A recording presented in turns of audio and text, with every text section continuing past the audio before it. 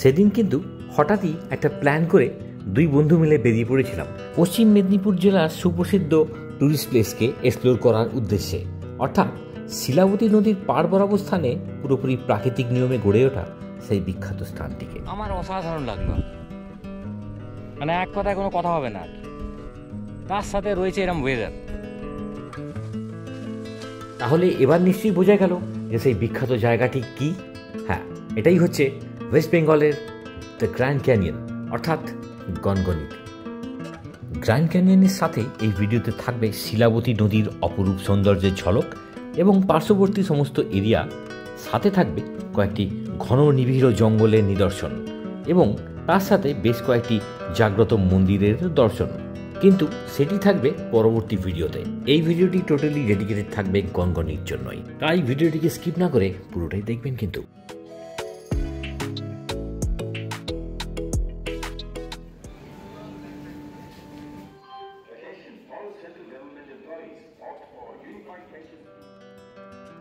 সকাল সকাল গড়বেতা স্টেশন পৌঁছানোর ক্ষেত্রে এই রূপসী বাংলা ট্রেনটা কিন্তু সকলের জন্যই এক আইডিয়াল অপশন। ট্রেনটি সাধারণত উইকডেজে ফাঁকাই থাকে, ছুটির দিন হলে হয়তো একটুখানি ভিড় থাকতেও পারে, তবে এই ট্রেনের গতিবেগটা কিন্তু বেশ চোখে লাগার মতো।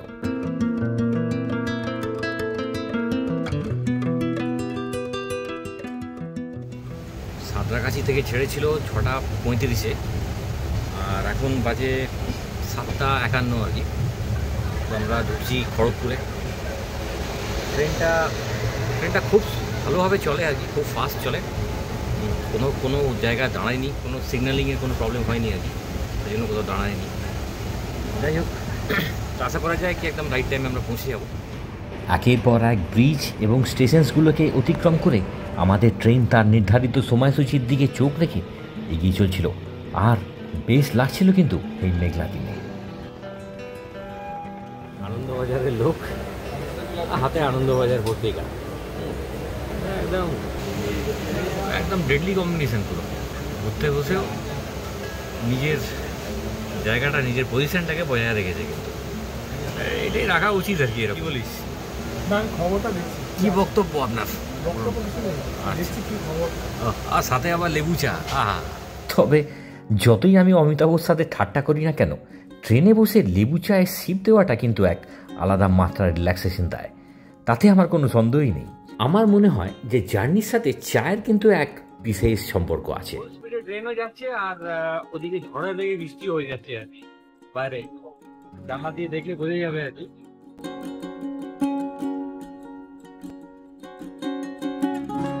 ওয়েদারটা একটু যদি কাটে তাহলে ভালো হয়, কারণ নাহলে আমরা বৃষ্টি এসেছি।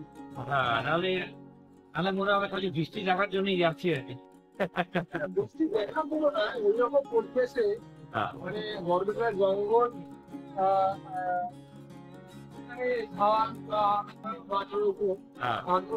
মাঝখান দিয়ে একটা রাস্তা, খারাপ লাগে।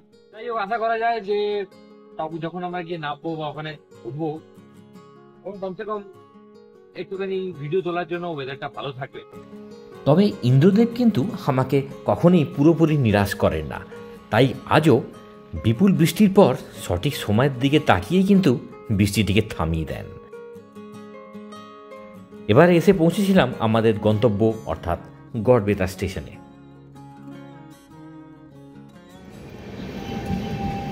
প্রতিটি গন্তব্য স্টেশনে নামার পর ট্রেনকে পুনরায় চলে যেতে দেখে মনের ভিতর কেমন এক অদ্ভুত ধরনেরই এক ইমোশনের কাজ করে।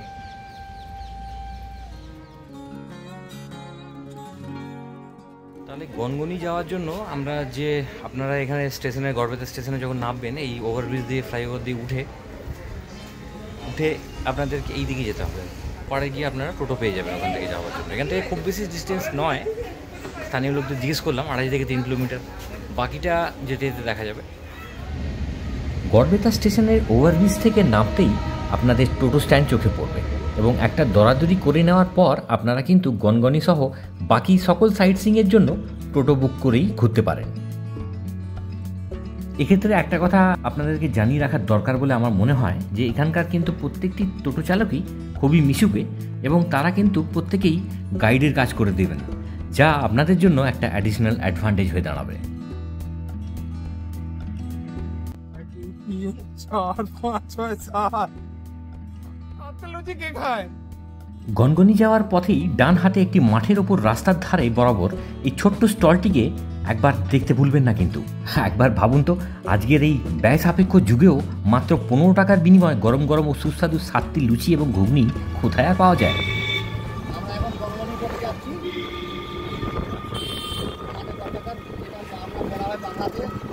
বাংলার গাড়িকে নিয়ে আমাদের গাড়ি ছুটছে এখন গনগনির উদ্দেশ্যে।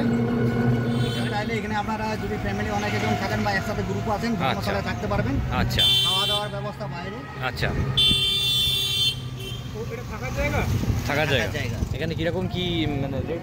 এখানে আমরা রুম ভাড়া আছে আপনার 300 টাকা থেকে শুরু করে আচ্ছা 1000 টাকা এসি জন্য। এবার আপনার গ্রুপের যেগুলো থাকে। আচ্ছা, গড়বেতা আসি, যেটা যেটার আকর্ষণে আর কি, সেই স্পটে আছি এখন, যাকে বাংলার গ্র্যান্ড ক্যানিয়ন বলা হয়। তো এর ডিটেলস টোটাল ভিডিওটা আমি দেখাবো আপনাদেরকে। এখান থেকে যেটা এন্ট্রি গেট আর কি, এন্ট্রি গেট থেকেই দারুণ ভিউ আসছে, কি সুন্দর লাগছে এখান থেকে দৃশ্যটা।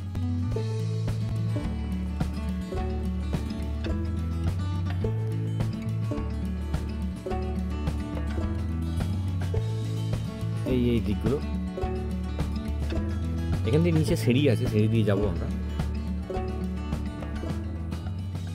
এমনিতে ভালো বেশ সিঁড়ি করা আছে, এখান থেকে নিচে যেতে হবে আর কি। আর এখন যেহেতু বৃষ্টি বাদলা হয়েছে, বর্ষাকাল, তো কিছু কিছু জায়গায় হয়তো আচ্ছা একটু মাটি থাকতে পারে, একটু দেখে আসতে হবে। কিছু কিছু জায়গায় স্লিপারি হতে পারে, কিছু কিছু জায়গায় যেহেতু বর্ষাকাল মাটির যে কামড় থাকে সেটা অনেকটা পরিমাণে লুজ থাকবে, হয়তো একটু দেখে নামবেন আর কি, সেরকম ভয়ের কিছু নেই। আর সন্ধেবেলাটা আসবেন না, সন্ধেবেলা এড়িয়ে যাবেন। ওই যে অমিতাভ রয়েছে ওখানে, নিজের ডিএসএলআর নিয়ে ছবি তুলছে। পশ্চিমবঙ্গের পশ্চিম মেদিনীপুর জেলার অন্তর্গত এই গড়বেতা শহরের নিকটবর্তী স্থানে গড়ে ওঠা এই জায়গাটি অর্থাৎ গনগনি, তার পার্শ্ববর্তী স্থানে থাকা শিলাবতী নদীর ভাঙনের ফলে তৈরি হওয়া একটি গভীর গিরিখাত, আর তাই একে বাংলার গ্র্যান্ড ক্যানিয়নও বলা হয়ে থাকে। ঠিক যেমনভাবেই আমাদের অতি পরিচিত আমেরিকা যুক্তরাষ্ট্রের অন্তর্গত অ্যারিজোনার কোলোরাডো নদীর ভাঙনের ফলে এক বিশাল এলাকায় বিস্তীর্ণ গিরিখাত রয়েছে, যাকে দ্য গ্র্যান্ড ক্যানিয়ন বলা হয়ে থাকে, ঠিক তেমনভাবেই অপরদিকে আমাদের পশ্চিমবঙ্গের মধ্যে এই গনগনির গিরিখাতকে দ্য আমেরিকান গ্র্যান্ড ক্যানিয়নেরই একটি ছোট্ট সংস্করণ হিসাবে বলা যায়। আর এই নামকরণটাও কিন্তু নিজের যথার্থতা প্রমাণ করছে, যা সচক্ষে একবার এখানে এসে না দেখলে হয়তো ততটাও উপলব্ধি করা যায় না। প্রাকৃতিক উপায়ে ঘটা এই সমস্ত কার্যকলাপগুলি সত্যিই কিন্তু আমাদের সকলকেই অবাক করে দেয়, এবং সত্যিকারই এরা কিন্তু এক আলাদা মাত্রার। আমাদের অনেক কাছে থাকা সত্ত্বেও হয়তো আমাদের মধ্যে অনেকেই এর হদিস জানেন না, আর যারা জানেন তারা কিন্তু একবার এসে এখানে অতি অবশ্যই দেখবেন। যে ভাইবসটা আছে, তো সেটা তো আলাদা করে বলার কিছু নেই, সবাই জানেনই আর কি, বাংলার গ্র্যান্ড ক্যানিয়ন বলা হয়, যেটা আমেরিকার যে গ্র্যান্ড ক্যানিয়ন আছে তার একটা মিনি ভার্সন হিসেবে বলা যায়। আর চোখের সামনে এরম টাইপের একটা পরিবেশের মধ্যে, মানে প্রাকৃতিক পরিবেশের মধ্যে, এটা কোনো আর্টিফিশিয়াল নয়, কিছুই বায়ুর ক্ষয়কার্যের ফলে হয়েছে, মৃত্তিকাতে জলের ক্ষয়কার্যের ফলে। আমি একটুখানি ইচ্ছে করে ভুল বললাম, কারণ কি আমার সাথে যিনি রয়েছেন এরা মুখ ঘুরিয়ে দিচ্ছেন আর কি, এ হচ্ছে প্রাক্তন ভূগোলের ছাত্র।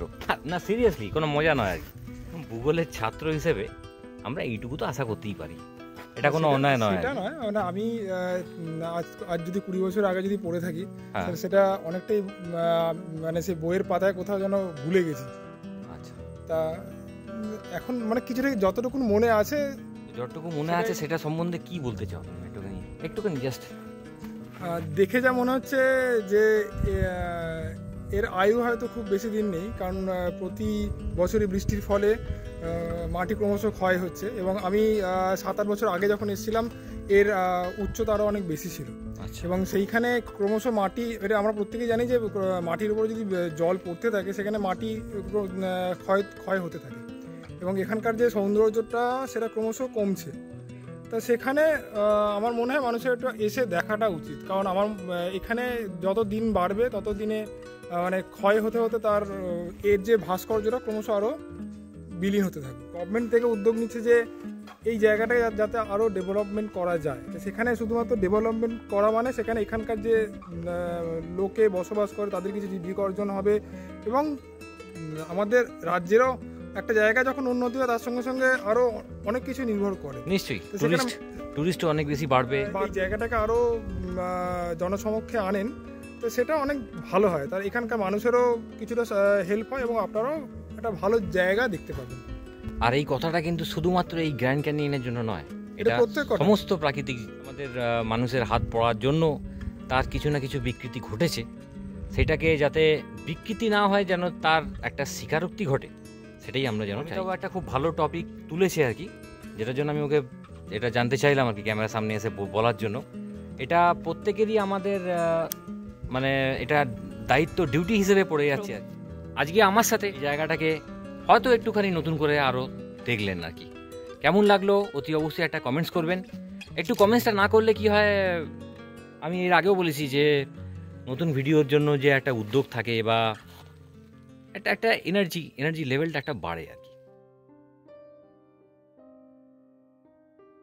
এই মুহূর্তে ব্যাকগ্রাউন্ড স্কোরে একটি বেশ রহস্যজনক টিউন আপনারা শুনতে পাচ্ছেন ঠিকই, কিন্তু আমরা কোনো রহস্যের উন্মোচনের মিশনে এগোচ্ছি না, কিন্তু যাচ্ছি সেই শিলাবতী নদীর পাড়ে, যার জন্যই এখানকার এই গিরিখাতের সৃষ্টি হয়েছে।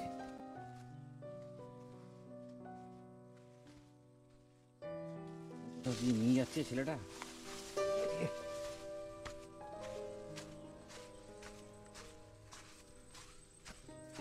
এই হলো নদী যাওয়ার রাস্তা। আপনারা এখানে এলে একটু দেখে দেখে আসবেন, সাবধানে, কিন্তু কিছুটা পরিশ্রমের পরে যা ফলস্বরূপ পাবেন তা কিন্তু দারুণ এক মনোরম অভিজ্ঞতা হবেই। বাহ,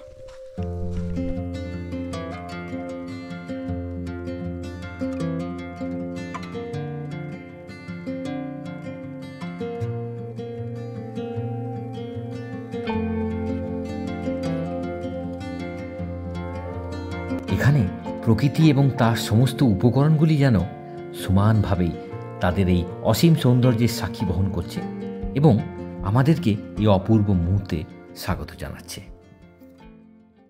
ক্যামেরার সামনে অমিতাভকে সাক্ষী রেখে আমি একটা কথা বলতে চাই এখন এই মুহূর্তে, যেটা আমার মনে হচ্ছে বলাটা উচিত আর কি। সেটা হচ্ছে যে এর আগে হয়তো এই গ্র্যান্ড ক্যানিয়নে, বাংলার যে গ্র্যান্ড ক্যানিয়ন আর কি, এখানে অনেকেই এসেছেন বা অনেকেই এক্সপ্লোর করেছেন, অনেকে দেখেছেন, অনেকের খুবই ভালোও লেগেছে, কিন্তু হয়তো এইভাবে এতটা হয়তো এনজয় কেউ করেনি, বা করলেও সেটা এক্সপ্রেস হয়তো হয়নি। আমরা কিন্তু একটা আলাদা লেভেলের এনজয় করেছি। আমি বলতে চাইছি যে এই যে গ্র্যান্ড ক্যানিয়নের যে এটা আর কি, আর এর সাথে আজকে সাথ দিয়েছে ওয়েদার, কিন্তু সাত কথাটা বলিস না, মাথার উপর না মেঘটা সেটা আছে, সেটা আমরা নয় সেটাকে আশীর্বাদ রূপে নেই, যে সে মাথার উপর হাত রেখেছে আর কি, আশীর্বাদ দেওয়ার টেরিফিক লাগলো, কিছু লাগছে। আর কিছু বলার নেই আর কি। যার বিউটিটা এই মুহূর্তে প্রায় 80% আপনারা দেখতে পাচ্ছেন এখন চোখের সামনে। আমি এটাই আগেই বলেছিলাম আর কি, যখন ওপর থেকে নিচে নামছিলাম আর কি, যে যদি গ্রীষ্মকালে আসা হয়, প্রকৃতি নিজের মহিমায় সব জায়গাতেই স্থির থাকবেই।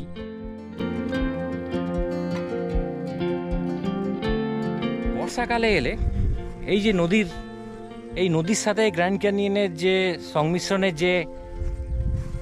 যে বিউটিটা আমরা দেখলাম এই মুহূর্তে, আমার অসাধারণ লাগলো আর কি। মানে এক কথায় কোনো কথা হবে না আর কি, তার সাথে রয়েছে এরকম ওয়েদার।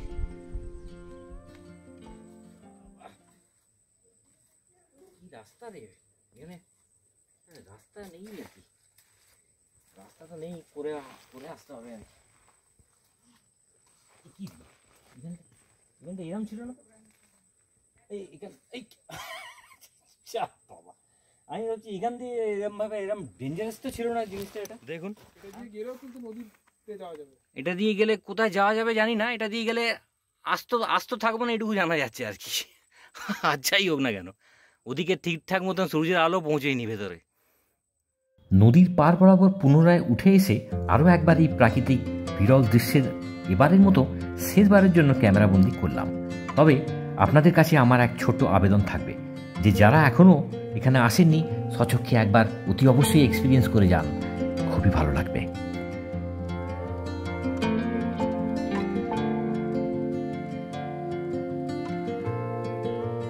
জায়গার ক্যাফেটেরিয়া এরিয়াটা বেশ বড়, এটা দেখে ভালো লাগলো বেশ।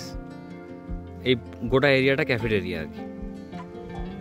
আর এখানে বাচ্চাদের জন্য একটু অ্যামিউজমেন্টের ব্যবস্থা আছে সামান্য। এই সাইডটা করে কটেজ আছে এখানটায়, এইটা হচ্ছে কটেজ। তো এখানে কটেজের রুমগুলোর বেশ মানে ভাড়াটা কিন্তু রিজনেবল বলা যাবে না, তবে 4 জন করে অ্যালাউ থাকে আর কি এখানে। আমার পেছন থেকে দেখতে পাচ্ছেন এইগুলো হচ্ছে রুম আর কি। এখানে একটা আছে, এই সাইডে একটা আছে। এই রুমগুলোতে এদের সিস্টেম হচ্ছে এনাদের এখানে 3 জন করে অ্যালাউ, তবে যদি গ্রুপেতে 4 জন থাকেন তখন 4 জনকে অ্যালাউ করে নেওয়া হয় আর কি।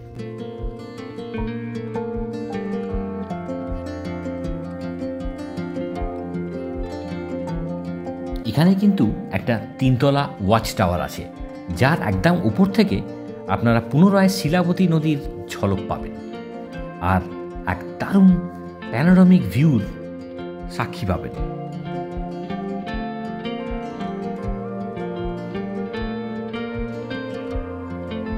জায়গাটির মধ্যে দারুণ এক নস্টালজিক মিশ্রণ আছে কিন্তু।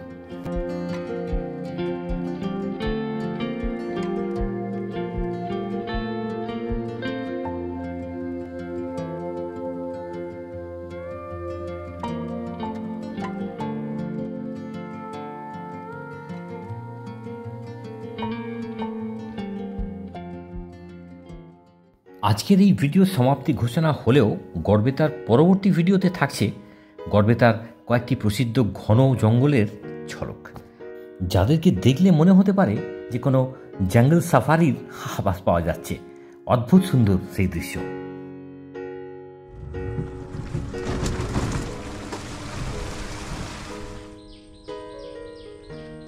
আর সাথে থাকছে বেশ কয়েকটি প্রসিদ্ধ এবং জাগ্রত মন্দিরের দর্শন, যা সকলের মনে ভক্তির সঞ্চার, প্রবল উদ্দীপনা বহন করতে পারে। তাহলে বন্ধুরা, ভিডিওটি কেমন লাগলো লাইক এবং কমেন্টসের মাধ্যমে অবশ্যই জানাবেন কিন্তু। আর আমার পরবর্তী ভিডিওগুলোর নোটিফিকেশনস পাওয়ার জন্য অতি অবশ্যই আমার চ্যানেল লবিজ আর্টকে সাবস্ক্রাইব করতে ভুলবেন না কিন্তু। দেখা হচ্ছে পরবর্তী ভিডিওয়ে।